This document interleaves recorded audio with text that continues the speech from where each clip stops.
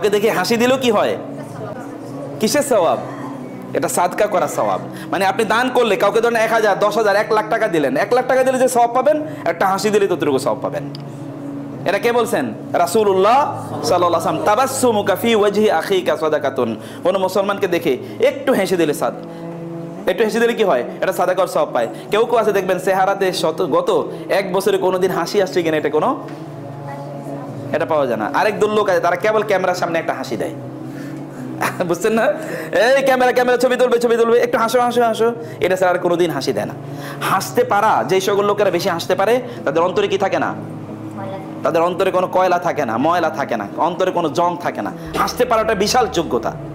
এবং রাসূল সাল্লাল্লাহু আলাইহি ওয়াসাল্লাম কেমন ছিলেন জানেন আপনারা? রাসূল কানা দাহিকাম মুতাবাসসিমান। তার দিকে তাকাইলে মনে হতো লোকটা সবসময় হাসিই আছে। সুবহানাল্লাহ বলবেন না? সব সময় তাকাইলে মনে হতো তিনি সবসময় কি হেসেই আছেন। এবং সুলাইমান আলাইহিস সালামের কথা, নবীদের গল্প আল্লাহ তাআলা কোরআনে বলতে গিয়ে তিনি বলেছেন ফাতাবাসসামা দাহিকাম মিন কাওলিহা। সুলাইমান আলাইহিস সালাম হেসে দিলেন ওই পিপীলিকার কথা শুনে। বুঝতে পেরেছেন? হাসতে পারাটা এটা আমাদের অন্তরের সুস্থতার একটা প্রমাণ। হাসবেন, বাচ্চাদেরকে দেখে হাসবেন, অনেক কারণে আপনি হাসবেন। কারো যদি ধরেন একটু সুখ দেখেন, এটা দেখে হাসবেন। কারো সুখ দেখে যদি জ্বলে পড়ে যান, তাহলে কিন্তু আপনার সারাদিনে জ্বলার বহুত কারণ তৈরি হবে, তাই না? মানুষের তো সুখ থাকবেই, কিন্তু আপনি কেবল জ্বলতে থাকবেন। তাহলে কারো সুখ দেখে জ্বলিয়েন না। কারো সুখ দেখলে বরং কি একটু হাসি থাকবে, যাক আল্লাহ তাআলা ওরে ভালো রাখছে, আল্লাহ ওরে ভালো রাখুক, আমাদেরকেও ভালো রাখুক, তাই না? এরকম বলতে পারা এটা খুবই বড় একটা বিষয়। রাসূলুল্লাহ সাল্লাল্লাহু আলাইহি ওয়াসাল্লাম তিনি মানুষের আনন্দে আনন্দিত হতেন, মানুষের কষ্টে তিনি কষ্ট পেতেন।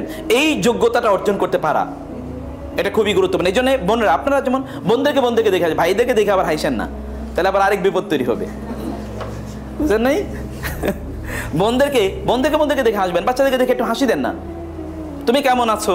এগুলো দেখবেন ইহুদি খ্রিস্টানরা করে। ইহুদি খ্রিস্টানদের স্কুলে গিয়ে দেখেন, এই যে একটা ছোটো বাচ্চা আজকে ধরেন শুধু যেমন আপনাদেরকে বলি, যেমন ছোট মেয়ে বাচ্চা স্কুলে এসে ওকে জড়িয়ে ধরলেন না, সমস্যা কি?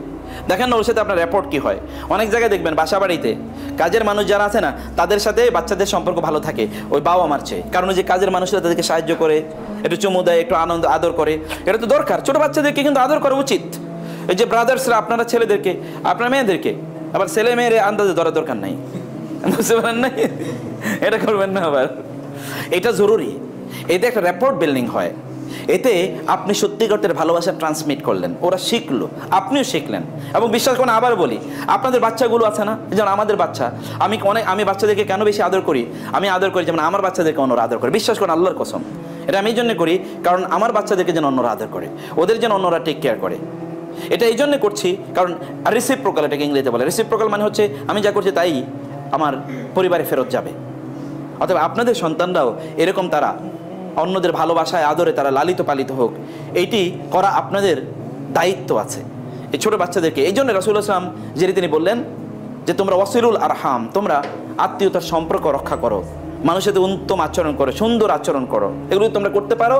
ওই যে রাসূল ওইখানে গিয়ে যেই নাসিহাগুলো করলেন, এতে আপনি প্রচুর পরিমাণ বরকত পাবেন। আগামী 1 মাস আপনি প্র্যাকটিস করে দেখেন, একটু হাসবেন, ওদেরকে একটু সহযোগিতা করবেন, ওদের একটু জিজ্ঞেস করবেন, ওদের একটু খোঁজ খবর রাখবেন, ইত্যাদি করে দেখেন যে আপনার জীবনটা পরিবর্তন হয়ে যাবে, সব কষ্ট দূর হয়ে যাবে। দেখবেন অনেক কষ্টের কারণ আছে, বাসায় গেলে কষ্ট, বাইরে গেলে কষ্ট, ইত্যাদি আত্মীয় স্বজনের ব্যবহারে কষ্ট, এগুলো দেখবেন আপনার সব দূর হয়ে যাচ্ছে। এটাকে আপনার ভালোবাসার জায়গাটা বানিয়ে নেওয়া দরকার। এবং চতুর্থ কি জানেন? তার হচ্ছে অ্যান্টিবায়োটিক। লাস্ট হচ্ছে অ্যান্টিবায়োটিক মানে কি? মানে আমাদের যদি রোগ হয় তাহলে অ্যান্টিবায়োটিক খাই না? এরকম একটা অ্যান্টিবায়োটিক আছে।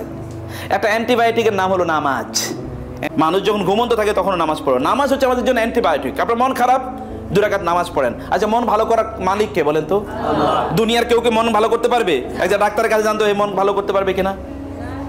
কারো মন ভালো করার কোনো ক্ষমতা নাই। অন্তরের মালিক কে? আল্লাহ। এবং এই জন্য আমরা বলি, রাসূল আমাদেরকে শিখিয়েছেন ইয়া মুকাল্লিবাল কুলুব সাব্বিত কলবি আলা দীনিকা। আমরা এরকম দোয়াটা মুখস্থ করা দরকার আপনাদের। এগুলো ভালো করে জানবেন। ইয়া মুকাল্লিবাল কুলুব, হে অন্তরকে পরিবর্তনকারী, সাব্বিত কলবি আলা দীনিকা, তোমার দ্বীনের উপর আমার অন্তরটাকে কি রাখো? সুদৃঢ় রাখো। অন্তরকে তিনি পরিবর্তন করেন, মনটাকে তিনি ভালো করেন, তিনি খারাপ করেন। অতএব মনটা যেন সবসময় ভালো থাকে, এই কারণে তার সামনে দাঁড়িয়ে যাওয়া লাগে। রাসূলুল্লাহ সাল্লাল্লাহু আলাইহি ওয়াসাল্লাম মন খারাপ হলে তিনি নামাজে দাঁড়িয়ে যেতেন। রাসূলের মন খারাপ হলে কি করতেন? নামাজে দাঁড়ায়া যেতেন। আচ্ছা, আল্লাহর সাথে সম্পর্ক খারাপ কইরা মানুষের সাথে সম্পর্ক কোনোদিন ভালো রাখা যায় না, কোনোদিন রাখা যায় না। যারা বলছে ওরা ফেক, যারা বলছে ওরা ফেক। এবং এই জন্য দেখবেন যারা দিনদার ওদের ফ্যামিলি লাইফ খুবই ভালো, যারা দিনদার তাদের ফ্যামিলি লাইফ কি খুবই ভালো। যেমন আমার ব্যক্তিগত জীবনের কথা আবার বলি, আমার ওয়াইফ মাঝে মাঝে অন্যদিকে বলে আমার স্বামীর মতো একটু ধৈর্যশীল হইও। মানে তিনি হয়তো বা 20টা কথা বলতেছেন, আমি 20টা হয়তো বা একটার ক্ষেত্রে রাগ করার মতো 20টা কথা বলছেন, একটা জায়গায় গিয়ে আমি হয়তো একবার রাগ করি সর্বোচ্চ, তাও রাগের একটা লেভেল আছে কতটুকু করবো। ইমাম আহমদ ইবনে হাম্বল রাহিমাহুল্লাহ তিনি বলেছেন আমার ওয়াইফ, তার স্ত্রীর নাম, তার স্ত্রীর ব্যাপারে তিনি বলছেন উম্মে আব্দুল্লাহ, তার সন্তানের নাম ছিল আব্দুল, উম্মে আব্দুল্লাহ, বলে তার সাথে আমি 28 বা 30 বছর একসাথে কাটিয়েছিলাম, কোনোদিন একবারের জন্য কি মন কালাকালি অথবা রাগারাগি হয় না, একবারের জন্য রাগারাগি হয় নাই। কেন হয় নাই জানেন? ওই যে আল্লাহওয়ালা ছিলেন, আল্লাহর জন্য কি তারা আল্লাহর সামনে দাঁড়িয়ে গেছেন, এই কারণে আল্লাহ তাআলা তাদের পারস্পরিক রিলেশনটাকে ভালো করে দিয়েছেন। আল্লাহ সুবহানাহু তাদের মনটাকে সর্বদা কি ভালো রাখতেন। আল্লাহর সামনে না দাঁড়াইলে আপনার মন দেখবেন সব সময় খারাপ থাকবে। আমার ওই জিনিসটা আমার কেনা হলো না, ওই ভাবির এত বড় একটা ফ্রিজ, আমার ফ্রিজটা এত ছোট, অমকের বাসাটা নতুন, আমারটা একটু কি পুরান, অমকেরটা এত বড়, আমারটা একটু কি ছোট, উনি নতুন জামা কাপড় কিনছে আমি কিনতে পারি নাই, উনি ওই জায়গায় ঘুরতে গেছে আমি ঘুরতে গেলাম না, ওনার বাচ্চারা ওই জায়গায় পড়ে আমারটা ওই জায়গায় পড়তে পারলো না, কত কাহিনী দেখবেন আপনার। আর যদি আপনি আল্লাহর সামনে আল্লাহর ইবাদত যদি সময় মতো করতে পারেন, তাহলে ওগুলো অন্তর থেকে সব দূর হয়ে যাবে। কোনো কিছু আপনার অন্তরকে তখন গ্রাস করবে না অথবা এটাকে মলিন করে রাখবে না। আল্লাহর সামনে দাঁড়ানো, এই যে আমরা ধরেন স্কুলে যখন আমরা থাকি, এখানে তো আমাকে যদি আপনি প্রাধান্য না দেন, তাহলে আপনার সব কাজ আল্লাহ তাআলা পিছিয়ে দেবেন। যেমন ধরেন কোনো একটা অফিসে আপনি কাজ করেন, ওই অফিসের রুলস রেগুলেশন অনুসারে যদি আপনি না চলেন, তাহলে দেখবেন আপনার ফাইলটা সবার পেছনে, আচ্ছা ওর ফাইল পেছনে, ও ঠিক মতো চলেন, ওর ফাইলটা পেছনে। তা আল্লাহর কাছে আপনার ফাইল আছে না? ফাইল আছে। তো আল্লাহ তাআলা তো দেখেন যে আপনি তার প্রতি কতটুকু অনুগত। আপনি অনুগত না হলে আপনার ফাইল কিন্তু পেছনে পড়ে যাবে, সর্বদা পেছনে পড়তে থাকবে। আল্লাহকে প্রাধান্য দেন, আল্লাহকে সামনে নিয়ে আসেন এবং আল্লাহর কাজটাকে সামনে নিয়ে আসেন। নামাজকে না বলবেন না, সব কাজ না থাকতে পারে, সময় মতো আপনার দায়িত্ব হচ্ছে নামাজের জন্য সময়টা বের করে নেওয়া।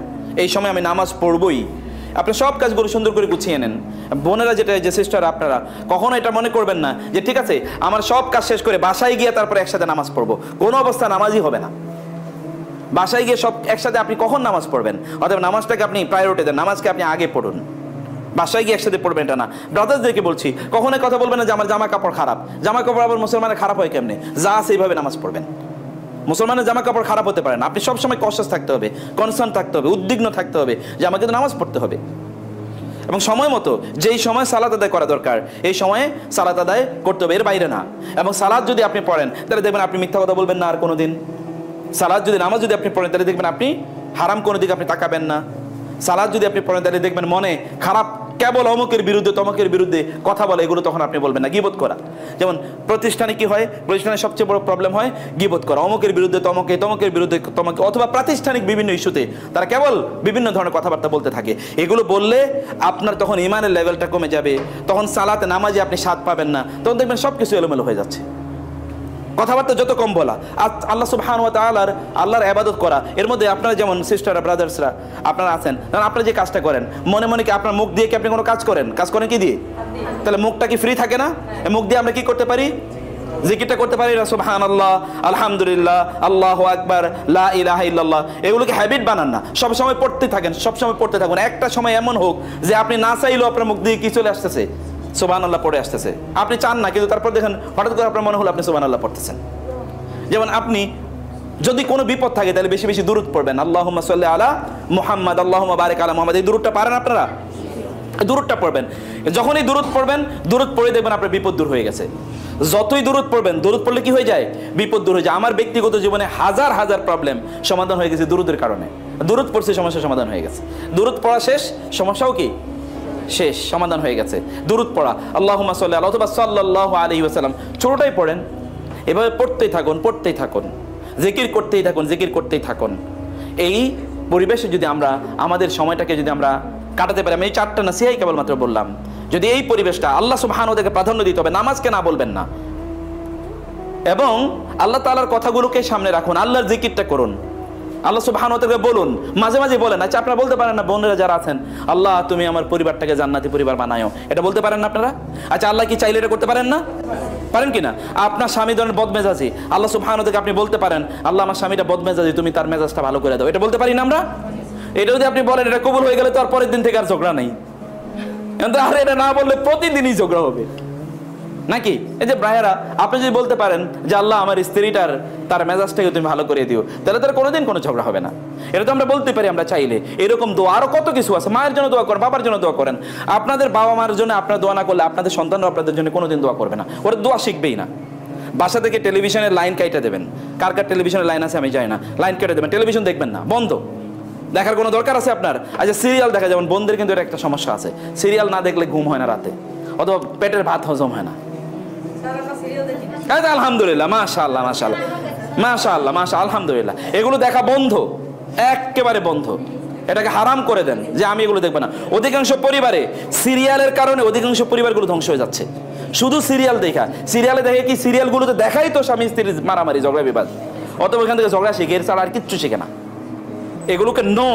আমি অনেক সিস্টার দেখে দেখছি, তারা হিজাবি, নামাজ পড়ে, কোরআন পড়ে, তারপরে সিরিয়াল দেখে, আর স্বামীর সাথে সারাদিন ঝগড়া বিবাদ, পোলাপানের সাথে ঝগড়া বিবাদ, শ্বশুর শাশুড়ি অথবা শাশুড়ি এবং বউ শাশুড়ির ঝগড়া বিবাদ, মারামারি, এগুলো লাগা থাকে। এগুলো কইরেন না।